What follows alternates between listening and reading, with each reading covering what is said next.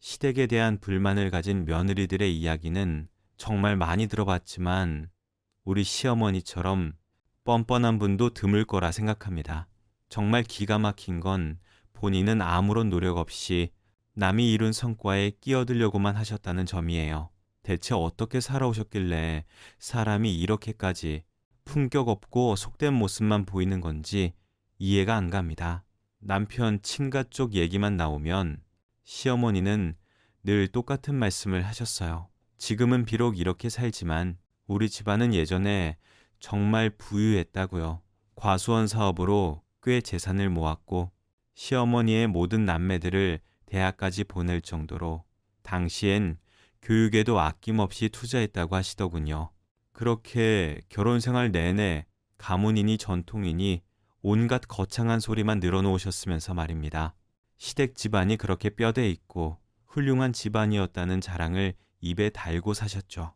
시아버지가 남편의 고등학교 시절에 사업을 더 키우려다 무리하게 확장하셨고 그 과정에서 빚이 많이 생겼다고 들었습니다. 남편의 아버지 쪽 집안도 외가 집안 못지않게 원래는 넉넉한 편이었다고 하는데 시아버지의 사업 실패를 수습하느라 결국 모든 재산을 날렸다고 하더라고요. 그런데도 매번 시아버지만 탓하시는 시어머니. 당시에 본인이 그렇게 만류했다면서 지금까지도 그 일로 시아버지를 원망하시는 것 같아요. 제 앞에서 무시하는 바람도 서슴지 않으셨거든요. 네, 시아버지 식구들은 돈은 많은데 그걸 제대로 굴릴 수 있는 머리를 가지고 태어나지 못했어. 제대로 배우지도 못하고 똑똑하지도 못한 사람들한테 돈만 있으니까 결국엔 그걸 다 털어먹어버린 거지. 내가 그렇게 뜯어 말렸었는데 어휴, 저 원수 덩어리 그렇게 내 말 안 듣고 고집 부리더니 결국엔 낙동강 오리알 신세 되었지 뭐. 우리 아버지가 돈 있는 집안도 좋지만 꼭 지적으로 뛰어난 사람을 만나 결혼을 해야 한다고 했었는데 내가 눈이 삐었었지. 내가 내 발등 찍어서 지금까지 이 나이에 이렇게 고생하며 살지 않니? 제가 결혼할 당시 시아버지는 경비원으로 근무를 하고 계셨고 시어머니는 집에서 살림을 하셨습니다. 매일 시아버지 험담을 하시면서 고생을 시켰다고 하시는데 사실 저는 시어머니의 말에 동조를 할 수가 없습니다. 물론 빠듯한 생활비 가지고 살림을 하시는데 힘이 드셨을지도 모르겠지만 그래도 밖에서 고생하시는 일을 하신 것도 아닌데 시어머니의 말만 들으면 마치 시어머니가 돈을 버시고 시아버지가 시어머니에게 얹혀 사는 것처럼 들렸었거든요. 그래서 결혼을 막 했을 때 남편에게 물어본 적이 있었어요. 시어머니 직업에 대해서 말이죠. 그랬더니 남편이 하는 말이 우리 어머니 밖에서 일을 한 번도 안 해보신 분이야. 그냥 평생 살림만 하셨는데 뭐 주부도 직업이면 직업이니까 만일 그 성격이 집안일도 하시고 바깥 일도 하셨다면 아버지랑 헤어져도 벌써 헤어지셨을걸. 그나마 지금 두 분이 살고 계신 이유가 아버지가 어머니 밖으로 시키진 않았었으니까 어찌 되었든 아버지가 벌어오시는 돈으로 생활비로 살았고 지금도 그렇게 살고 계시니까 아버지랑 사시지. 아버지 망하고 있는 원망, 없는 원망 다 하시면서 사셨지. 아버지 또한 어머니에게 미안한 마음이 있으니까 그 원망 다 받아주면서 사시는 거고. 암튼 어머니 거친 말들 마음에 담아두지 마. 그냥 그 두 분은 알아서 사시라고 하면 되는 거니까. 시어머니 외가에 대한 자부심과 자랑, 그리고 시아버지에 대한 원망 미움에 대해 토로하시는 것이 듣기에 거북한 적도 많았었지만 원래 말이 많은 분이겠거니 하며 한 귀로 듣고 한 귀로 흘려버리는 습관을 만들었습니다. 그 이야기 다 듣고 있다가는 귀에서 피가 날 것만 같았거든요. 남편 또한 신경을 쓰지 말라고 했고 두 분은 두 분이 알아서 사시겠거니 생각하면 된다 했으니 그냥 그러려니 해야겠다고 마음을 먹었죠. 그러다가 연세가 있으신 시아버지가 안타깝고 억울하게 경비원을 그만두시게 됩니다.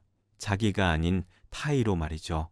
뭐 요즘 경비원분들에게 갑질을 해서 여러 곳에서 문제가 돼도 되는데 저희 시아버지도 그런 상황에 놓으시게 된 것이었죠. 하루아침에 일자리를 잃은 시아버지는 낙담하셨어요. 젊었을 적엔 사장으로 사시던 분이 사업이 기울어져 가면서 빚을 갚느라 친척들 눈치 다 보시고 연세 드시고 나니 나이가 많다는 이유로 일방적으로 해고를 당하시고 가정이 가장의 역할을 못한다는 것에 대해 힘들어하셨고 괴로워하신 것을 알고 있습니다. 그때 조금이라도 시어머니가 시아버지에게 힘이 되어 주셨더라면 아마도 시아버지가 병에 걸리시는 일까지는 생기지 않았을까 싶어요. 일자리를 잃고 난 뒤 시아버지는 알아놓으셨습니다. 딱히 어디가 불편하신 것은 아니었는데 이미 노쇠해질 대로 노쇠해진 탓이겠지요. 게다가 마음의 짐까지 짊어지셨으니 기운이 나셨겠어요. 남편도 저도 시아버지를 걱정했지만 시어머니는 그때도 시아버지 원망을 하셨습니다. 평생 고생만 시키더니 결국엔 이 꼴을 만들어 놓았다고 말이죠. 그런 시어머니를 보면서 시아버지가 참으로 안 되었다라는 생각이 들었고 시아버지가 다시 힘을 내실 수 있도록 도와드릴 일이 없을까 남편과 고민을 했었습니다.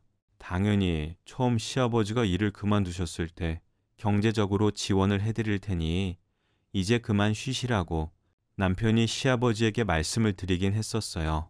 그런데 시아버지는 강하게 남편을 말리셨고 가뜩이나 없는 집안에서 해준 것도 별로 없는데 그런 지원을 절대로 받을 수 없다고 하셨었습니다.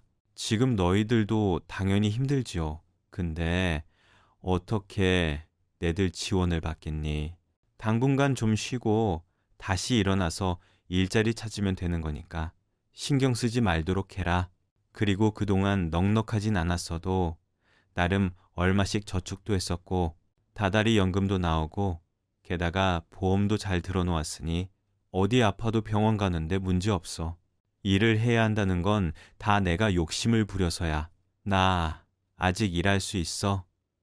어디 아픈 것도 아니고 금방 재정부에서 일할 수 있다고 도와준다는 말을 하지 말고 염치 없지만 이 아비가 일할 수 있는 곳이 있으면 소개나 해줘라.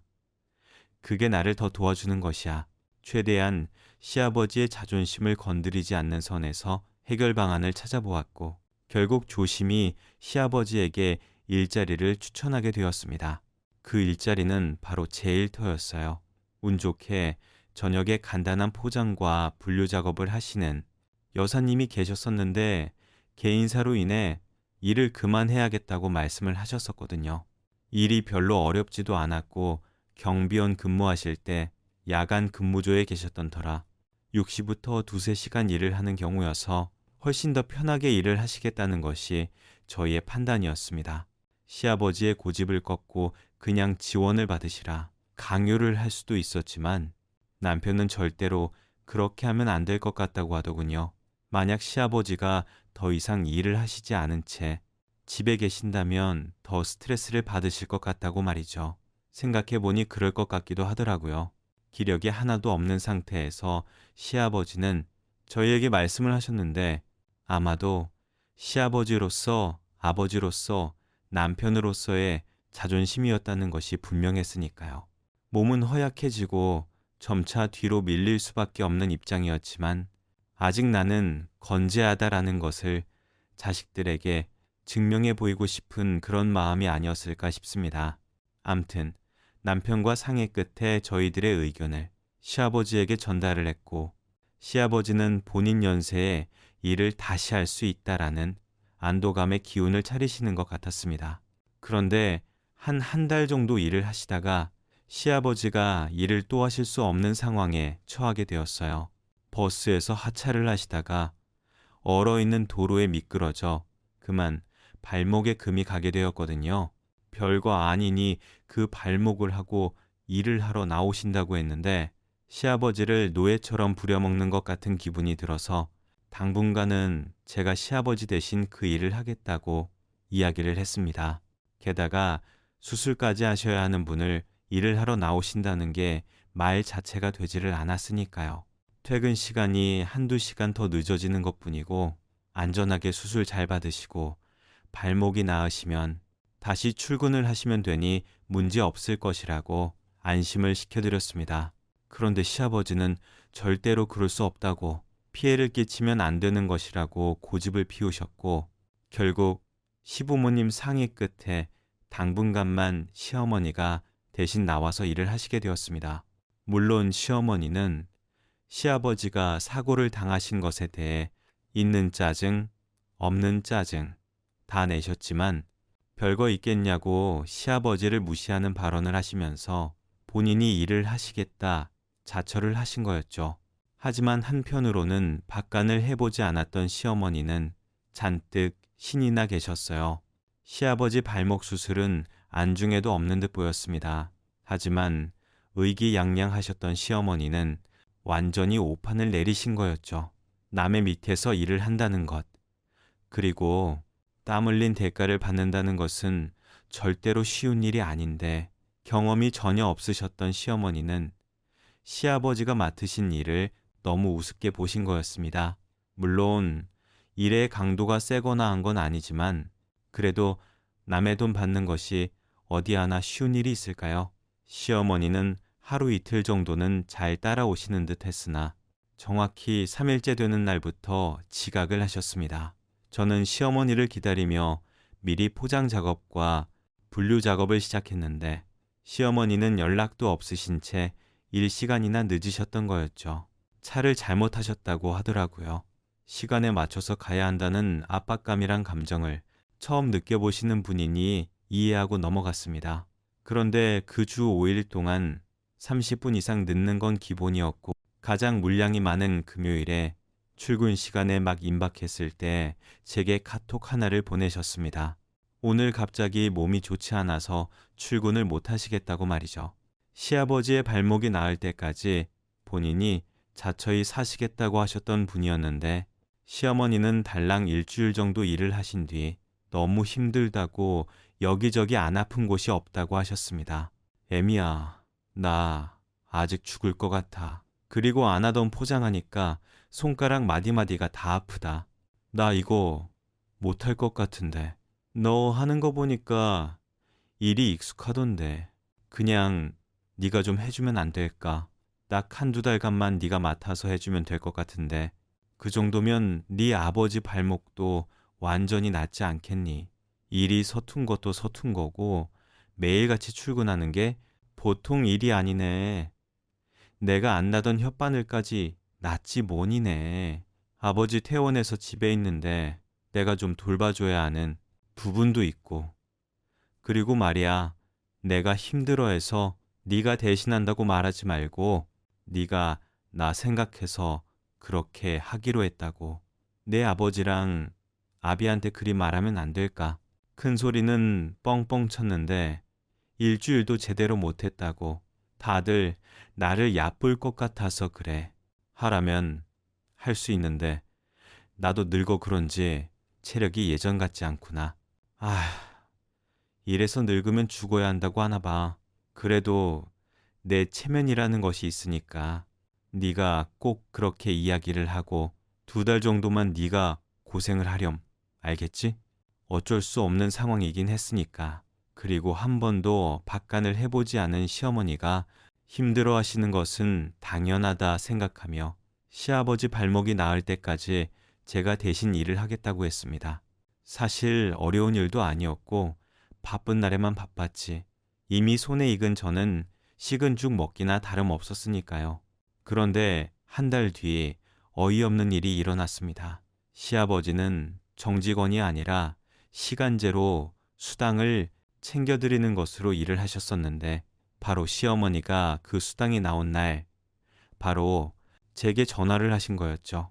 제가 융통성이 없는 사람일 수도 있지만 저는 계산 면에서는 좀 확실한 편이었습니다.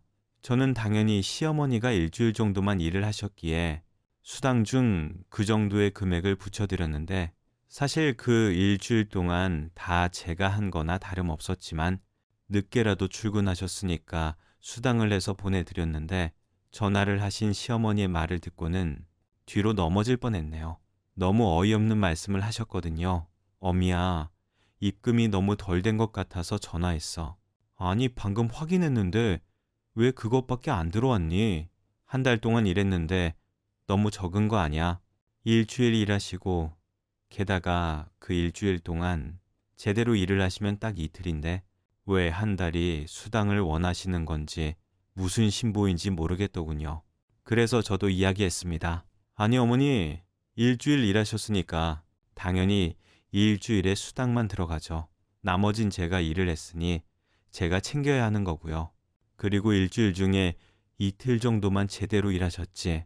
나머지 3일은 제 시간에 출근도 안 하셨잖아요.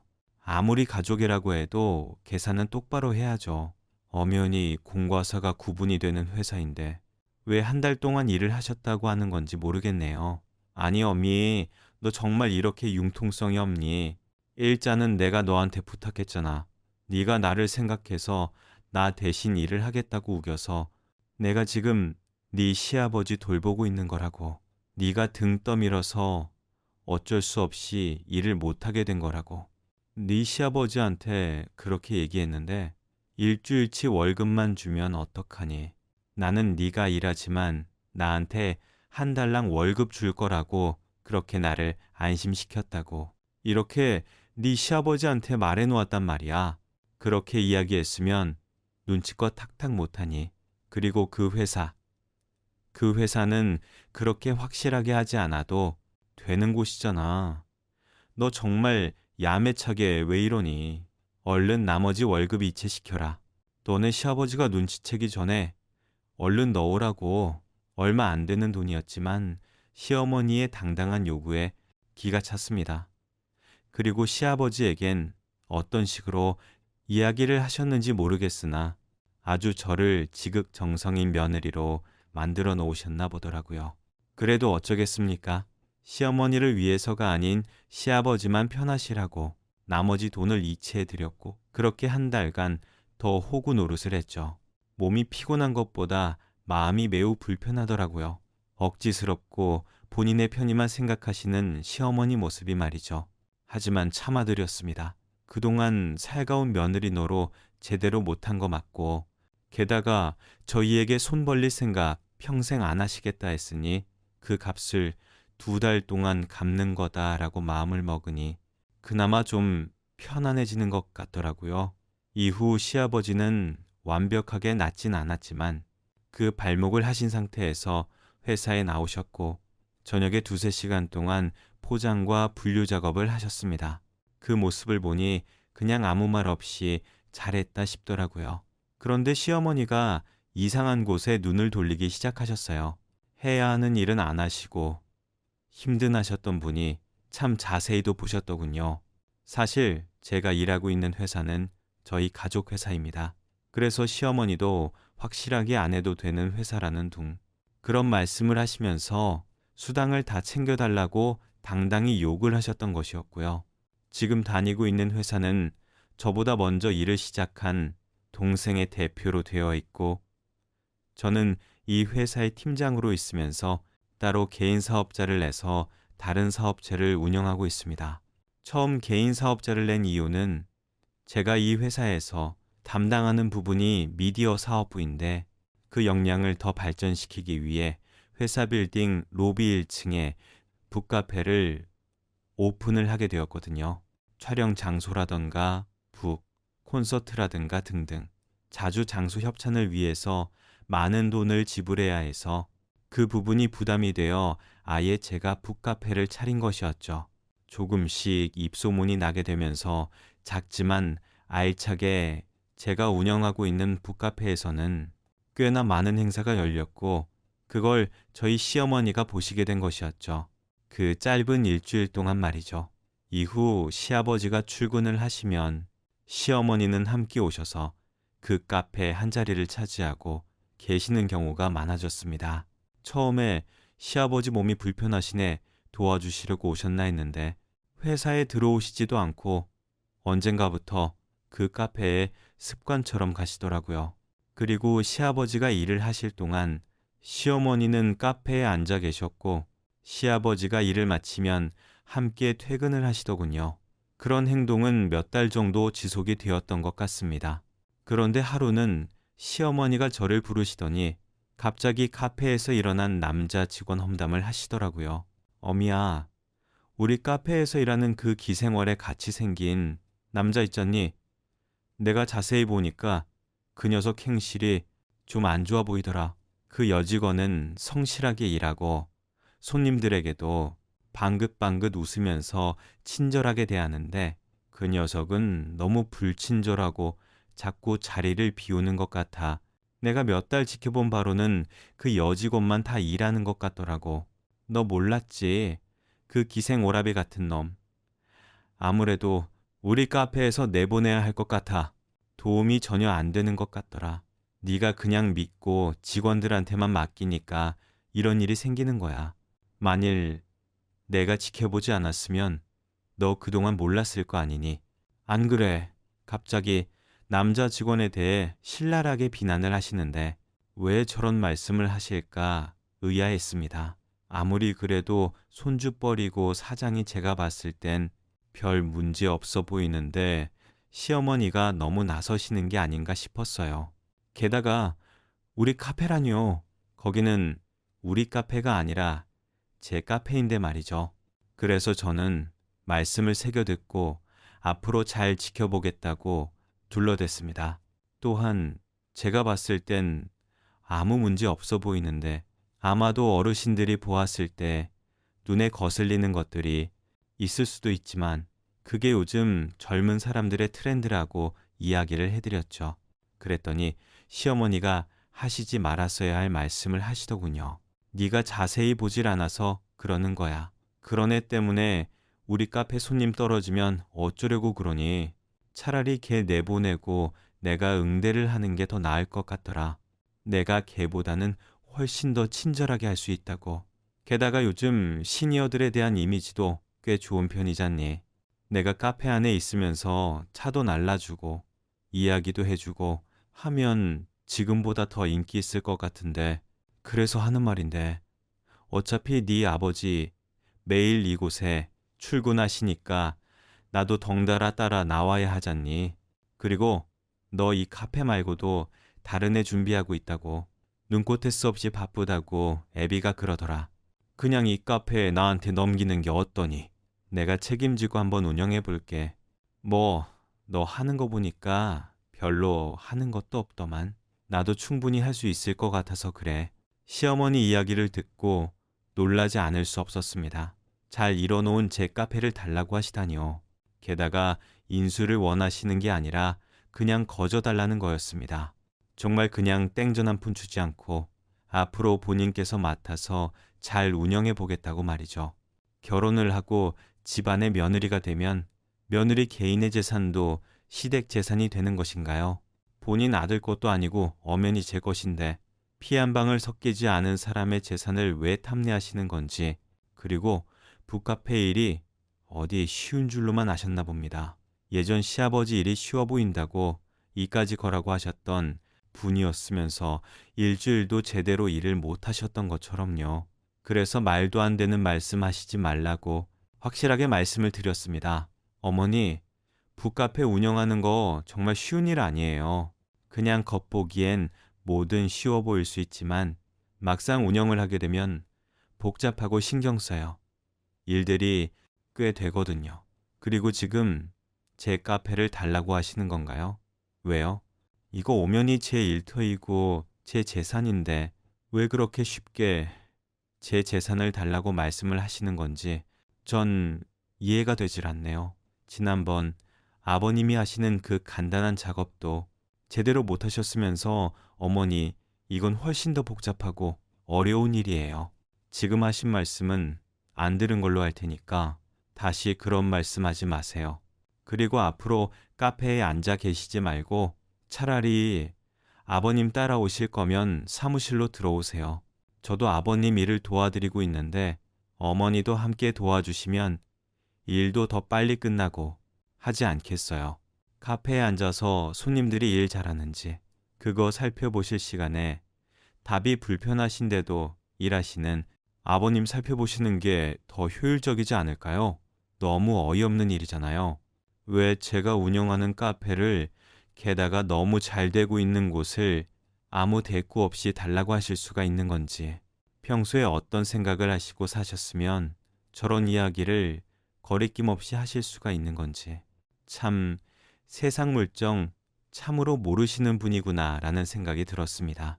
제가 멀뚱멀뚱 시어머니를 쳐다보니 시어머니도 제게 한마디를 더 덧붙이시더군요. 그 말에 저는 폭설을 하고 말았습니다. 너 나무리네. 시아버지가 괜찮다고 해도 어떻게 그 일을 계속시킬 수가 있니? 그게 보기가 좋니? 아무리 돈을 받는다고 해도 시아버지 부려먹는 게 마음 편해. 나 같으면 너처럼 그렇게 매정하게는 안 했을 것 같아. 몸 쓰는 일이 아니라 좀 편안하게 일하시라고 먼저 이 카페에 이야기했을 것 같아. 평생 일만 하고 자식들 권사하라 뼈가 빠지게 고생만 한 네 시아버지나 나를 조금이라도 불쌍하게 여겼다면, 아니 조금이라도 친정 부모님 생각하는 것처럼 그리 대했다면 이렇게까지는 안 했을 것 같다. 내 생각이 내가 뻔뻔하고 어이없다고 생각할 수 있겠지만 난 네가 너무 냉정하고 차가운 사람 같다. 어떻게 가족이고 시모님인데 이렇게 홀딜할 수가 있니? 우리를 부모라고 생각을 했으면 우리 인생에 가엾지 않게 그렇게 부려먹고 꼭 계산적으로 나와야겠어. 세상 어느 부모님의 고생하는 안 하고 자식들을 키우셨을까요? 세상 어느 자식들이 본인들 부모님 불쌍하다, 가엾다 하지 않을까요?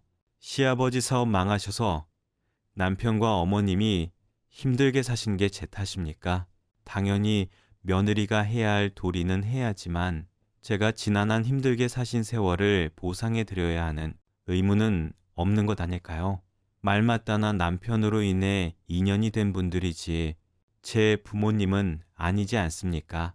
시어머니 울분에 가까운 말씀을 듣는데 어찌할 바를 모르겠더군요. 한편으로 웃기기도 했고 한편으로는 시댁의 갑질인가라는 생각도 들었죠. 비단 어머님, 아버님한테만 국한되는 게 아니라 저는 세상의 모든 부모님들이 힘들고 어려운 시기를 보냈다고 생각해요. 저희 부모님들도 마찬가지고요. 저는요, 어머니 세상에서 저의 부모님이 가장 안쓰럽고 가여워요. 그분들도 자식들을 위해서 힘겹게 싸우셨고 뼈가 빠지게 일을 하셨던 분들이었으니까요. 저보고 냉정하고 매정하다 하셨으니 제 생각을 말씀드릴게요. 저희 부모님은 노력해서 힘겨운 여정을 이겨내신 분들이고 어머님은 그 힘겨운 여정을 이겨내지 못하신 분이라고 생각이 들어요. 그 시절 어렵지 않은 부모님들이 한둘이 있겠어요. 그런데 그 시절에 대한 보상을 자식이 아닌 며느리에게 대신 갚아달라는 말씀하시는 건 좀 어폐가 있지 싶어요. 제가 클 때 어머니 제게 아무것도 해주지 않으셨잖아요. 그때 우리 서로 모르는 사이였었는데 지난 이야기 하시면서 제게 매정하다, 좀 우리를 배려해달라 말씀하시는 건 제 입장에선 오히려 어머니가 매정해 보이시는데요. 그리고 아버님은 조만간 다른 일을 해보시라고 권해드릴 작정이었어요. 저도 아버님 도와드린다고 3시간 정도 늦게 퇴근을 하다 보니 힘이 조금 붙여서요. 다른 분 채용 공부 올려두었으니 아마 곧 연락 오지 싶네요. 그리고 어머니는 아버님을 부모님이라고 생각하지만 저희 부모님하고는 견딜 수가 없죠. 그건 당연한 거 아닐까요? 제가 계산적인 사람일 수도 있는데 카페를 달라고, 그리고 가족이니까 이런 식으로 배려를 해달라고 어머님도 만만치 않게 계산적으로 보여요. 이런 말 서로 해봤자 마음만 상하니까 앞으로 이런 말들은 제발 삼가해 주셨으면 좋겠어요. 지난번도 그러시더니 어머니 자꾸 왜 그러세요? 남편도 시어머니와 제 일을 알고 난 뒤에 시어머니에게 절대로 회사에 나오시거나 그 근처에 오시지 말아달라고 간곡하게 부탁을 했습니다. 그리고 시어머니 말처럼 해주신 것 없이 부족하게 키우셨으니 바라시는 것이 있어도 적당하게 요구하시고 적당한 선을 지켜달라고 이야기를 했죠.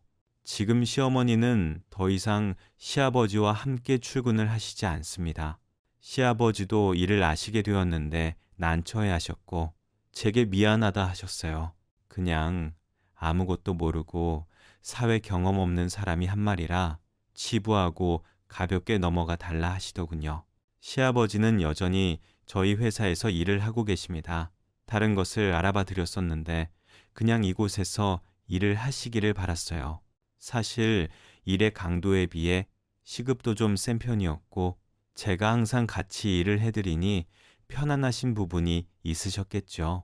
대가 없는 공짜는 없는 법이라고 절대로 거저주는 돈은 받지 않으시겠다고 말씀하시는 시아버지에게 참으로 감사한 마음뿐입니다. 그래서 시급도 좀 과하게 쳐드리는 것이죠. 조금만 더 추이를 지켜본 뒤 시아버지에게 다른 일을 권해볼 작정입니다. 아무리 제가 도와드려도 3시간 정도 의자에 앉아 계셔야 하는 일인데 아무래도 몸에 무리가 생기지 않을까 싶어서요. 연세를 드셔서도 항상 배우고자 하는 열망이 있으신 분이니 지금 제가 계획하고 있는 일도 너끈히 자기는 쉬지 않을까 싶습니다. 그냥 싫다고 해도 두려워하는 건데 제가 너무 융통성이 없는 사람일까요? 남편도 시아버지도 절대로 공짜는 안 된다고 선사를 치는데도 제가 억지로 돈을 쑤셔드려야 하는 것일까요? 어렸을 때부터 저는 노동이란 것은 신성한 것이라고 배웠습니다. 그리고 신성한 노동의 대가를 정당하게 받았을 때 비로소 땀을 흘린 것에 대한 최고의 보상을 받는 것이라고 그렇게 배웠었죠. 불현듯 제가 첫 사회인이 되었을 때 친정 부모님이 해주신 말씀이 생각납니다. 너의 값진 노동업 할 때 너의 자존심을 팔지 말아라. 제일 짧은 소견으로는 시아버지는 지금 값진 노동을 제게 제공을 하시는 것이지 공짜 돈을 원하시지 않는다. 말씀하시는 것은 자존심을 지키기 위해서가 아닐까라는 둔히 생각이 듭니다. 결혼한 지 6년 차 되었고 일을 하는 여성입니다. 아직 아이는 없고 오직 내 집 마련 하나 하겠다는 일념하에 오늘도 고군분투하고 있습니다. 1년에도 몇 번씩 바뀌는 집값 정책 때문에 골머리를 앓기도 하지만 그래도 희망을 버리지 않고 살아가고 있어요. 물론 가끔은 원망도 되고 포기를 하고 싶은 마음이 들기도 하지만 저희만 힘든 것도 아니고 모든 사람들이 힘들어하는 것이니 어쩔 수 없는 일이다라고 위안을 삼고 있습니다. 다행히 양가 모두 노후 대책 세워놓으신 분들이었고 자식들에게 손 벌릴 일은 없으신 분들이라 그나마 행운이라 생각했습니다. 그런데 얼마 전까지 모아놓은 돈들이 야금야금 나가기 시작했어요. 작은 틈 하나가 생기더니 결국 그 틈은 거대해져 갔고 만이 지금까지도 그 틈을 방치했다면 결국엔 무너지고 폭우를 맞았을지도 모르겠습니다.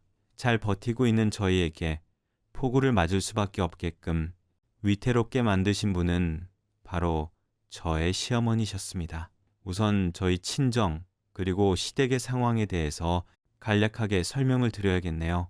저와 오빠는 친정 아버지가 좀 일찍 퇴직하시기를 바라셨습니다.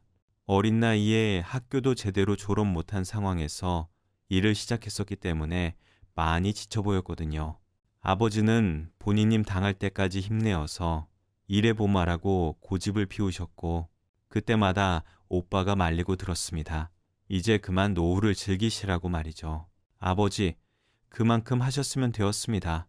이제 손주들 재롱 보시면서 사셔도 되는 그런 연세세요. 다들 결혼시켰고 돈 들어갈 일도 없는데 뭘 그렇게 불안해하세요? 그만 일하시고 이젠 어머니랑 좋은데 놀러도 가시고 더군다나 자식들 효도도 좀 받으셔야죠. 그렇게 말이라도 해줘서 고맙다. 그런데 늙을수록 손에서 일을 더 놓으면 안 되는 법이야. 게다가 우리 손주들 대학 들어갈 때 등록금이라도 대주고 어렸을 때 장난감이나 용돈이라도 주고 싶으면 내가 일을 해야지. 노인네가 집에만 있으면 더 늙어. 게다가 너희 엄마는 나랑 노는 것도 별로 안 좋아해. 자기 친구들이나 동네 할머니랑 노는 것을 더 좋아하지. 조금이라도 힘이 있을 때 몸을 움직여야지. 그러니까 너희들은 우리 걱정이랑 말고 더욱 어려워진 시기에 가족들끼리 더 화합하고 서로 아껴주고 사랑하면서 살도록 해라. 우리는 신경 쓰지 말고 말이지. 아버지는 오랫동안 가구 공장 하나를 운영하십니다. 예전에 일감도 많았고 일하시는 분들도 제법 되었지만 지금은 거의 아버지 혼자서 띄엄띄엄 들어오는 일들을 처리하고 계시죠. 한 3년 전부터 들어오는 일들이 거의 없긴 했었지만 아버지는 과거 공장 문을 닫을 생각을 안 하고 계십니다. 일을 향한 욕심인지 아니면 일을 해야 한다는 부담인지 모르겠지만 아버지가 공장 기계에 손가락이 끼어서 수술을 받으신 적이 있었는데 하마터면 손가락이 없어질 위기에 처했었죠. 그때 엄만 이제는 공장 문을 닫을 때라고 했습니다.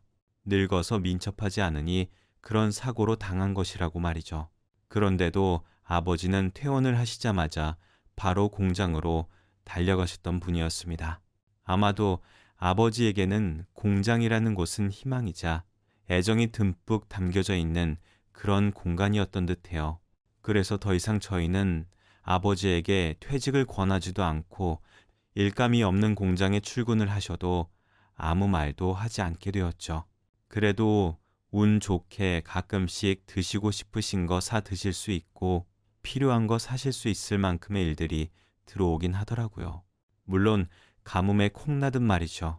그래도 워낙에 알뜰하시고 소비 자체가 크신 분들도 아니고 이미 노후 대책도 잘 세워놓으신 분들이라 친정 부모님을 딱히 걱정하며 살고 있진 않았었습니다. 그럼 상대적으로 저희 시댁을 말씀드리자면 집안 자체가 넉넉하지 않은 분들은 아니었습니다. 시아버지는 정년 퇴직을 하셔서 노후도 준비가 되어 있는 상태였고 어쩌면 저의 친정보다 형편은 더 나은 상태라고 볼 수 있었죠. 그런데 그 탄탄했던 노후 준비를 한 번에 털어 먹어버리는 일이 생기고 맙니다. 시아버지가 절대로 손을 대지 말았어야 할 주식에 손을 대기 시작하셨거든요. 왜 갑자기 주식을 손을 대기 시작하셨는지는 그 연유에 대해서 알 수 없었지만 어느 날 시어머니가 제게 푸념을 하시는 바람에 그 사건을 알게 되었습니다. 시아버지의 주식 사랑과 욕망은 결국 집착으로 이어지게 되었거든요. 시아버지는 모든 돈을 주식에 투자를 하시면서 시어머니에게는 단 한 푼의 생활비도 주시지 않게 되었다고 했습니다. 집 한 채를 가지고 소소하게 월세를 받으시는 게 있는데 결국 시어머니는 제게 어려운 부탁을 하나 하시게 되었죠. 네, 시아버지 정신이 어떻게 되었나 보다잖아. 꽤나 어제 컴퓨터만 쳐다보고 있고 끊었던 담배까지 요즘에 집에서 뻑뻑 피워대더라. 아니, 그놈의 주식이 뭔지 아주 미처 환장한 것 같아.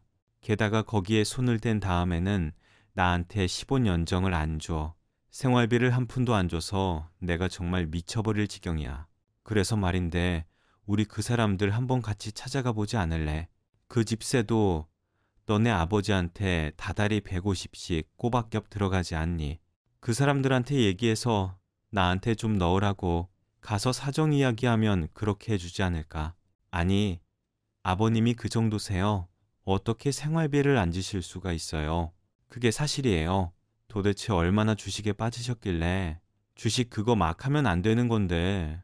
그리고 만일 그 사람들 찾아간 거 아버님 귀에 들어가면 그건 어찌하려고 하세요? 차라리 아버님한테 솔직하게 말씀을 하시는 게 낫지 않을까요? 어떻게 돈을 한 푼도 안 주실 수가 있으실까요?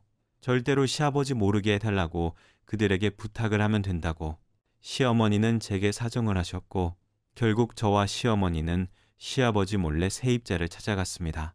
시어머님, 그들에게 사정 이야기를 했어요. 그런데 계약서상 특이사항에 시아버지 계좌가 기재되어 있었고 매달 10일을 시아버지에게 입금을 한다는 조약사항이 있더군요. 괜히 남에게 좋지 않은 집안 사정을 내보인 셈이었습니다. 시어머니는 안절부절이셨어요. 당연히 그러셨겠죠. 시아버지가 생활비를 주지 않으시니 생활 자체를 유지할 수 없었을 테니까요. 그럼 시아버지에게 좀 이야기를 하면 되지 않냐라고 말을 할 수도 있겠지만 저희 시아버지는 독불장군이십니다. 오직 본인 말만이 정답이고 고집은 또 어찌나 세신지 황소고집 저리 가라 하시는 분이셨죠. 아들이 남편 또한 그런 시아버지를 감당해낼 수 없었기에 결국 저희는 시어머니에게 생활비를 지원할 수밖에 없었습니다. 그런데 정말 시아버지 행동을 이해할 수는 없었어요. 아무리 본인 하시고 싶으신 대로 사시는 분이라고 하지만 그래도 가족을 나 몰라라 하시는 분은 절대로 아니었거든요. 즉시라는 것이 그토록 무서운 거구나 싶었습니다. 한 달에 150 저희 입장에서는 너무 부담되는 금액이었으나 울고불고 어쩔 줄 몰라 하는 시어머니를 보면서 결정을 내릴 수밖에 없었습니다. 그동안 양가의 용돈을 드리긴 했었는데 그 외로 한 달에 150씩 돈이 지출이 되다 보니 좀 힘이 들더라고요. 하루는 친정 엄마와 이런저런 이야기를 하다가 시아버지 이야기가 나왔고 수다를 떨다가 지금 시댁 상황을 모두 말해버리고 말았습니다. 결국 그날 밤 아버지에게 전화가 왔어요. 아, 친정이란 곳은 원래 이런 곳인가요? 그리고 말 맞다나 결혼하고 나면 다 출가 외인이라고 하더니 딸 키워봤자 다 소용없는 것일까요? 친정 부모님은 본인들 입장보다는 남의 집 식구가 된 딸 생각과 사돈들 생각을 더 하시더군요. 엄마한테 들었어. 지금 안 사돈 걱정이 이만한 저만이 아니시겠구나. 아이고, 바깥 사돈이 어쩌다가 그렇게 되셨나. 그 성격이 얼마나 안 싸던 옥주 의식했니. 이럴 때일수록 니들이 잘 보듬어 드려야 하는 법이란다. 그 속이 얼마나 시커멓게 타들어가셨겠니 지금. 지원해 드리는 것에 대해서 절대로 실현 티내면 안 되는 것이고 행여 네 남편에게도 그런 티는 절대로 내는 것이 아니란다. 그리고 그동안 엄마한테 좋았던 용돈 이제 그만 줘도 돼. 우리 그 돈 없어도 먹고 살아. 너희들이 시댁에도 용돈 드리니 우리한테 미안해서 준 거 잘 아는데 지금은 상황이 상황이니만큼 시댁에 좀 더 신경을 써야 하지 않겠니? 니들 마음 잘 아니까 섭섭해하지 않을게. 알았지? 이럴 때일수록 네가 더 현명하게 굴고 마음을 더 넓게 써야 하는 거야. 부부가 돈 때문에 싸우게 되면 그것만큼 흉한 모습이 없거든. 알겠지? 그렇게 1년 넘는 시간 동안 시댁에 매달 150회, 시어머니 25, 시아버지 25 각각 지원을 해드렸습니다. 시어머니는 절대로 저희 부부가 시댁에 생활비를 지원한다는 것을 시아버지가 아시면 안 된다고 하셨습니다. 집안 사정을 자식들에게 말한 것을 알면 호통을 치실 것이 분명하다고 말이죠. 시아버지 앞에서 아무 말도 못하고 사시는 분이 시어머니라는 것을 잘 알았기에 저나 남편이 입조심을 했고 시어머니와 쿵짝을 맞죠. 그렇게 도와드리고 했습니다. 그런데 1년이 지나서 좀 이상한 생각이 들었어요. 분명 시어머니는 시아버지가 한 푼도 주지 않고 계시다고 했는데 사실 그게 현실적으로 불가능하지 않나요? 그래서 정말 한 푼도 주지 않으시는 거냐고 물어보았는데 정말 그렇다는 거예요. 시아버지가 아무리 연세가 드셨어도 현실 감각이 떨어지시는 분이 아닌데 어떻게 이런 한 장 시어머니에게 주지 않으시는데 시댁 집안이 돌아가는 건지 궁금해하시지 않는 건지 좀 이상하더라고요.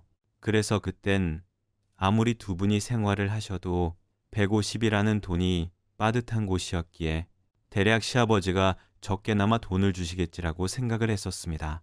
시아버지는 과묵하셨고 엄하신 분이셨고 시어머니 성격은 좀 오바스러운 부분이 없지 않아 있는 분이셨거든요. 그런데 얼마 안 있어 모든 게 다 시어머니의 얕은 꾀라는 것을 알게 되었습니다.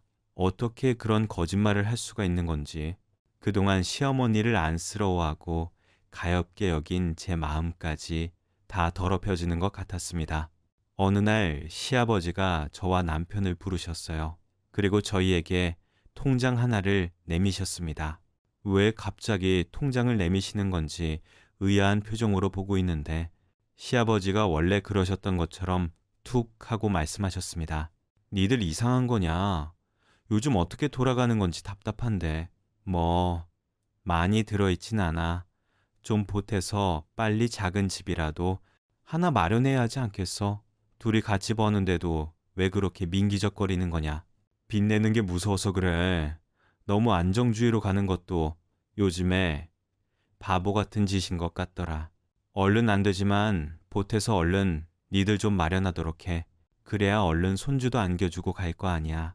시아버지가 주신 돈은 1억 원이었습니다. 그 돈을 보고는 깜짝 놀랄 수밖에 없었어요. 시어머니에게는 생활비 한 푼 주시지 않는다는 분이 자식들에게는 1억이라는 돈을 주시다니 정말 놀랄 일이었습니다. 이게 바로 자식 사랑인 걸까요? 그런데 당당한 시아버지 표정과는 다르게 남편 표정이 좋지 않았습니다. 분명 시어머니 생각이 나서였겠죠. 통장을 받아들었던 남편은 시아버지 앞으로 쓱 내밀더니 이야기를 했습니다. 아버지, 그냥 이 돈 넣어두세요. 저희는 저희가 알아서 하겠습니다. 그리고 저희 돈 못 받아요. 이렇게 큰 돈을 어떻게 그냥 받겠습니까? 이거 아버지 노후 자금이시잖아요. 그냥 저희 신경 쓰지 봐야 어머니한테 좀 잘 대해주세요. 아, 자식들 생각하신 아버지 마음 이해 가는데 이제 어머니한테 좀 신경을 주시면 어머니가 얼마나 허탈해 하시겠어요. 저희 돈 못 받습니다. 남편이 저 말에 그날 시댁은 발칵 뒤집혔습니다. 시아버지 남편에게 그 무서운 운을 하시면서 지금 그게 뭔 말이냐고 물으셨고 결국 1년 동안 저희가 시어머니에게 지원을 한 생활비는 시댁이 생활비가 아닌 시어머니가 개인적으로 사용을 하셨던 게 밝혀지고 말았죠. 물론 시아버지가 주식을 시작하시면서 몇 달 정도는 시어머니에게 생활비를 지원 안 하신 것은 맞더라고요. 그런데 미리 목돈을 시어머니에게 주셨더군요. 다달이 생활비 명목으로 주시지 않았을 뿐이지 크게 몇 달 동안 사용을 하라고 미리 돈을 주셨던 거였죠. 그런데도 시어머니는 돈이 없다고 저에게 애걸복걸을 하셨고 세입자를 찾아가는 행동까지 하셨으니 기가 막힐 노릇이었습니다. 왜 그런 행동을 하신 거냐고, 왜 말도 안 되는 거짓말을 하셨냐고 물었는데 시어머니 대답을 듣고는 모두 다 놀랄 수밖에 없었습니다. 그 깐깐하신 시아버지도 말이죠. 왜 나는 자식들한테 돈 달라고 하면 안 되는 거야. 이만치 키우고 이만치 정성 쏟았으면 돈 받으면 안 되는 거냐고. 그래, 나도 딴 주머니 좀 차보려고 했다네. 아버지는 주식한다. 어쩐다 하면서 자기 주머니만 찾는데 딱 한 달에 들어갈 돈만 주니까 내가 쓸 돈이 하나도 없어서 그래서 니들한테 그렇게 했다. 자식 다 키워놔 봤자 다들 돈 있는 지들 아비 눈치만 보고 너희들이 언제 내 눈치 보고 내 사정 살펴봤니? 그 누구도 알아서 나한테 뭐 필요한 거 없냐고. 아니면 뭐라도 해주면 알아서 봉투 하나 쓱 찔러주는 그런 자식들이 있었냐고. 물론 니들 속이고 돈 받아간 건 잘못이지만 그래도 너희들도 줄만하니까 형편되니까 준 거 아니야? 왜 내 아버지만 대우하는데 그게 다 바로네. 아버지만 돈이 있으니까 그러는 거 아니냐고. 그래서 그랬어. 그게 뭐 그렇게 잘못됐어. 시어머니의 말에 시아버지는 버럭하고 고함을 치셨습니다. 요즘 세상이 어떤 세상인데 애들한테 150만 원씩 그것도 1년이나 받아 처먹을 수 있냐고 말이죠. 그리고 본인이 돈을 안 주는 것도 아닌데 도와주지 못할 망정. 왜 애들 돈은 거짓말까지 살살 쳐가며 빼앗을 수가 있냐고 난리를 치셨습니다. 시어머니는 시아버지 고함에 아무 말 못하셨지만 표정만큼은 뭐 어쩔 거냐는 시키셨어요. 어이가 없었습니다. 친정에 들었던 돈을 중지하고 시어머니가 안쓰러워 지원을 해드린 돈이 저런 이유였었다니. 물론 시아버지에게 모든 경제권이 있다 보니 시어머니 입장에서는 불만이 많긴 하셨을 겁니다. 그렇지만 그 부분은 시부모님 두 분이서 알아서 해결하실 일이지 그 부족한 부분을 자식에게 채워서는 안 되는 거 아닐까요? 머리는 이해가 되었지만 배신감이 너무 들었습니다. 시아버지의 거침없는 고함으로 인해 저희는 집으로 돌아올 수밖에 없었어요. 시아버지가 엄하시긴 해도 폭력적이거나 하시는 분은 아니었기에 두 분의 서로 해결을 하시라고 하고 저희는 빠질 수밖에 없었죠. 돌아오는 길에 남편은 제게 미안하다고 했습니다. 그동안 제 마음이 어떠했었는지 잘 알기에 아마 쥐구멍이라도 있으며 숨고 싶었을 거예요. 사실 시댁 생활비 지원이 조금 무리가 있어서 전 아버지에게 돈을 좀 융통했었거든요. 제가 말하기 전에 아버지가 먼저 주시기는 한 돈이었지만 거절하지 않았기에 내심 바라고 있었다는 것이 제 진심이긴 했었습니다. 친정의 돈을 가지고 시댁을 드린 경우였는데 참 기분이 묘하더라고요. 화가 나는 것 같기도 했고 괘씸한 것 같기도 했고 뭔가 이용을 당한 느낌이라고 해야 할까요? 암튼 그날은 참 기분이 더러웠었던 것 같아요. 그런데 그 다음 날 시어머니가 제게 전화 주셨는데 제 복장이 터지는 말씀만 하시더군요. 어제 걱정했지. 일은 잘 해결됐어. 니들 가고 나서 무릎 꿇고 싹싹 빌었지롱. 그랬더니 그동안 니들한테 받은 돈은 한 푼도 남기지 말고 다 붙여주라고 하더라. 나한테 돈도 줬어. 니들한테 바로 줘요. 용서를 하겠다나. 참 웃기지도 않아. 꽁돈 생겼지 뭐야. 나중에 내 아버지가 물어보면 돈 받았다가 꼭 얘기하고. 암튼 일은 잘 해결되었으니까 걱정하지 말라고 전화해 준 거야. 애비도 많이 놀랐지. 무서워 화통을 삶아 먹었나? 무슨 소리를 그렇게 지르는지. 안 그러니? 하여튼 네. 시아버지는 교양이라는 게 없어. 교양이란 게. 암튼 앞으로 내 시아버지 감시가 심해질 것 같으니까 내가 한 달에 한 번씩 너네 집에 갈게. 이체시키지 말고 그냥 현금으로 주도록 해라. 그러면 내 시아버지도 알아차리지 못하겠지. 요런 방법이 있다는 건 몰랐겠지. 으유, 욕심 많은 노인네 같으니라고. 니들한테 베푸는 그 마음판에 반이라도 나한테 베풀면 내가 지를 이렇게 미워하겠어. 우리 아들은 너한테 안 그러지. 그놈도 지아비 닮아서 은근히 꽁한 구석이 있으니까 지금부터 잘 교육하도록 해. 알겠지? 남편과 저는 시어머니에게 실망을 했었는데 시어머니는 너무 아무렇지 않게 그동안의 일을 생각하신 듯 했습니다. 그러시면 안 되는 거 아닐까요? 자식에게 거짓말까지 하면서 안타까운 마음을 이용하시는 건 정말 잘못된 일 아닌가요? 그리고 앞으로는 현금으로 달라뇨. 미안하다. 그래도 어쩔 수 없이 계속 지원을 해주었으면 좋겠다. 뭐 이런 식으로 말해 순서가 있었어야 했던 거 아닐까요? 정말 뻔뻔한 시어머니의 말에 화가 났습니다. 그리고 제 친정 부모님께 너무 죄송한 마음이 들었고요. 너무 죄송한 마음이 들다 못해 엄마 아버지 생각을 하니 눈물까지 날 것 같더군요. 어머니, 지금 무슨 말씀하시는 거예요? 현금이라니요. 왜 저희가 어머니에게 현금을 드려야 하는 건데요? 아직도 생활비 얘기하시는 거예요. 어머니, 정말 너무하시는 거 아니에요? 어떻게 아직도 그 돈을 달라나 말씀을 하실 수가 있어요? 오직 그 난리가 났었는데, 그리고 그동안 그 돈은 어디에 쓰신 거예요? 아버님 말씀 들어보면 생활비로 나중에 주신 것 같던데, 아니, 그동안 주었던 돈인데 계속 줘야지. 뭐 줬다 뺏는 것도 아니고 사실 그렇지 않니? 그리고 어제도 얘기했지만 내가 너희들한테 돈 달라고 하는 게 뭐 잘못이니? 그리고 그냥 다 썼어. 내가 돈을 어디에 썼다고 너한테 허락을 받아야 하는 거니? 너네 어제는 정신이 없어서네 시아버지가 준 통장 안 가지고 갔지만 결국엔 그거 가져갈 거 아니야.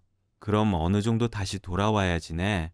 아버지한테 돌려줄 필요 없이 그냥 나한테 돌려주면 되는 거야. 그리고 너 지금 어디서 목소리를 높이는 거니네 시아버지가. 나를 무시한다고? 너까지 나를 무시하려고 드는 거야. 너 이러는 거 우리 아들도 알고 있어. 우리 아들이 나를 얼마나 끔찍하게 생각하는지 알지. 너 지금 이렇게 목소리 높여서 얘기한 거 우리 아들한테 말하는 수가 있다. 네가 나한테 이러면 안 되지. 암튼 길게 이야기 안 할 거야. 앞으로 현금으로 준비하도록 해. 매달 초에 돈 가지러 갈 테니까 알았어. 이건 뭐 협박인 건지 아니면 같이 편해 먹고 시아버지를 속이자는 건지 알 수가 없었습니다. 시어머니 너무 당연하셨어요. 자식들에게 금전적으로 지원을 요구하는 것이 말이죠. 저희들을 속이고 그동안 받아가신 돈에 대해 전혀 미안한 마음도 없으신 듯 했습니다. 어쩌면 저렇게 철부지 어린아이처럼 해맞기만 하신 건지 참 그 순수한 마음이 부럽긴 하더라고요. 어머니, 지금은 전화 그이한테 현금으로 줘라. 이런 말씀을 하실 게 아니라 미안하다, 명목 없다라는 말씀을 하셔야 하는 게 순서이지 않을까요? 저희가 그동안 어머니한테 그 돈 드리는데 편하게 두렵겠어요. 저희가 돈이 넘쳐서 그동안 지원해 드린 거라고 생각하시는 거예요. 어머니, 저희 둘이 벌지만 요즘엔 둘이 벌어도 삶이 다 팍팍해요. 저희 그렇게 돈 없어요. 그렇게 여유 있게 사는 사람들 아니라고요. 너 말 참 우습게 한다. 넌 지금 내가 너희들한테 돈을 달라고 하는 것 자체가 말이 안 된다고 생각한단 거니. 뼈 빠지게 키워놓았는데 왜 그 정도도 요구 못할 정도로 내가 니들한테 웃은 사람이야. 둘이 버는데 왜 삶이 팍팍해. 그건 다 내들 씀씀이가 커서 그러는 거 아니야. 내 시아버지는 혼자 벌었는데도 아무 문제 없었어. 그리고 돈이 없기 왜 없어. 네가 나보다 더 없겠어. 나한테 돈 없다는 얘기하지 말아라. 그런 쓸데없는 말 하지 말라고. 나는 정당하게 요구하는 것이고 받을만 하니까 달라고 하는 거야. 남들 자식들은 대출이라도 받아서 부모 용돈 준다고 하는데 너희들은 그런 정도까지는 아니잖아. 그리고 꼴랑 몇십만 원이 용돈이니 나한테서 더 험한 말 나오기 전에 너 이제 그만 입 닫아. 안 그러면 더 험한 말 나온다. 저런 분이 저희 시어머니십니다. 요즘 둘이 벌어 넉넉한 사람들이 있습니까, 사회가.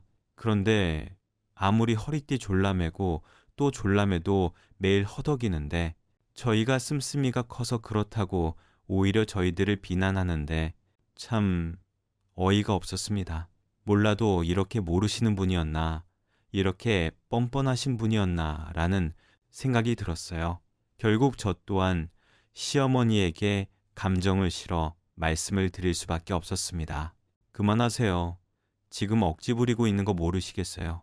그리고 그동안 어머니 돈 드린 거 저희 친정집에서 받은 돈으로 드린 거라고요. 그렇게 떳떳하시면 아버님께도 말씀드리고 정정당당하게 돈 받아가세요. 지금도 아버님 몰래 저희에게 돈 달라고 하시는 거잖아요. 그리고 어머니 저희 씀씀이가 큰 게 아니라 요즘 물가를 보세요. 연애 최고로 치솟고 집값도 난리 아니고. 정말 모르세요. 어떤 자식들이 대출까지 받아서 부모님 용돈을 드리는 건지 모르겠는데요. 저희는 그럴 능력도 안 되고 그렇게까지 하지도 못하겠네요. 능력 없는 자식들을 탓하세요. 저희는 어머니가 원하신 그 현금 드리지 못하겠으니까 아버님 말대로 얼른 그동안 받아가신 돈 주세요. 아버님이 돈 주셨다면서요. 그 돈도 그냥 쓱 하시라는 거예요. 왜 받지도 않은 돈을 받았다고 아버님한테 말씀드려야 하는 거예요. 왜 자꾸 거짓말을 시키세요? 저는 참 잘 모르겠는데 어머니 행동은 저희가 이해를 할 것이라고 생각하시는 거예요. 저희 어머니한테 지금 배신감 느끼고 있어요. 그 사람도 그렇고 저는 더더욱 그렇다고요. 저희 부모님 돈 받아서 그동안 어머니 개인 용도에 쓰시는 돈 드린 거 생각하면 미칠 지경이라고요. 얼른 돈 되돌려 주세요. 저도 그 돈 받아서 저희 부모님께 돌려드려야겠어요. 시아버지께서 주시려던 1억 원은 결국 받지 않기로 했어요. 나중에 시어머니가 그 돈을 빌미로 또 무슨 말씀을 하실 게 뻔했거든요. 그래서 제가 남편에게 받지 말자고 했습니다. 시어머니는 부부가 함께 꾸려가는 공동체라는 걸 왜 모르셨을까요? 어차피 시아버지 돈도 시어머니 돈인데 굳이 저희한테서 돈을 받아가며 따로 주머니를 채우고 싶으셨는지 이해가 안 됩니다.